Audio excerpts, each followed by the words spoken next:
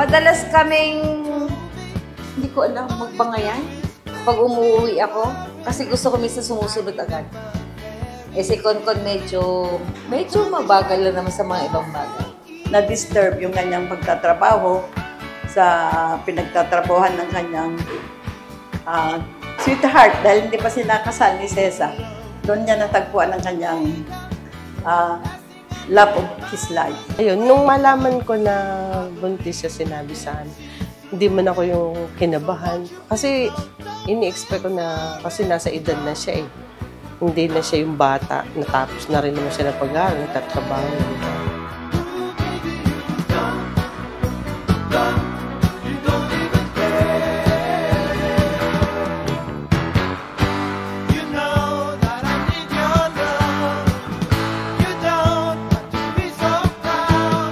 Wala naman akong choice. Sige na. Sorry. Okay, Tana.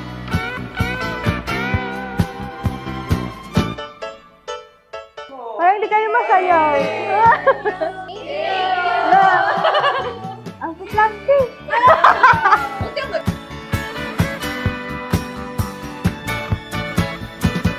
Lagi niyo lang piliin ng bawat isa and you'll be okay. Wala silang pipiliing iba. Bawal yun. Marriage is the most important, most powerful, most influential human relationship on planet Earth. Naalala mo pa ba yung mga panahong hanggang tingin pa lang ako sa'yo? Mga salap-salap, pasilip-silip. Yung mga panahong pumapasok ako ng maaga para lang masabayan kitang umuwi. Lahat ng tao dito sa side na to, lahat ng tao sa side ko, alam nila, I'm not a person na umaaga talaga. Yeah, alam nilang lahat yun. Family, friends, mga schoolmates. Pero I did that for you that time. Dami ko yung na nakasal this year. I asked God, God, when is my time po? I'm not rushing things, but I wanna know when. And February of this year, sinagot niya yung tanong ko. I thank God every day for giving me a man like you. Love is a funny thing. It changes yet it stays the same. In sunlight. Tinuruan mo akong maging mindful sa mga bagay-bagay and most importantly, tinuro mo sa akin kung gaano ako kahalaga. Na kamahal-mahal ako and that I am worth it. Ikaw ang nagturo sa akin.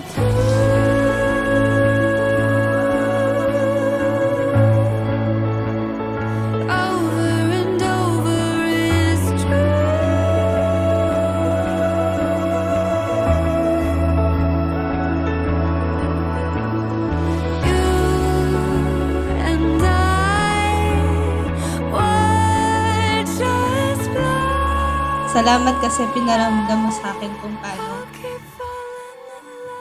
kung paano at dapat mahalin ng tama. I know and for sure, happy si Papa Nelson ngayon nung makita responsable at mabuti kang anak. Ikaw yung lakas ko tuwing mahina ako. Ikaw yung pahinga ko tuwing pagod ako. Ikaw yung payapa ako sa magulong mundo. Ali, akala ko hindi ko mararanasan kasal. Habang naglalakad ako, pinakita sa akin ni God ng malinaw kung sino yung naghihintay sa akin sa harapan. At ikaw yun.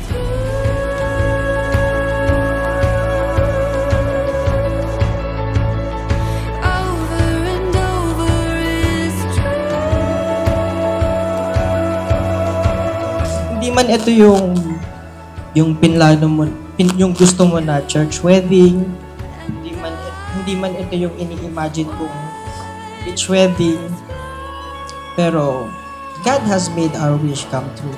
Sabi nga nila, God's way is the best way. Kaya nga, dito tayo kinasal, di ba? The best tower.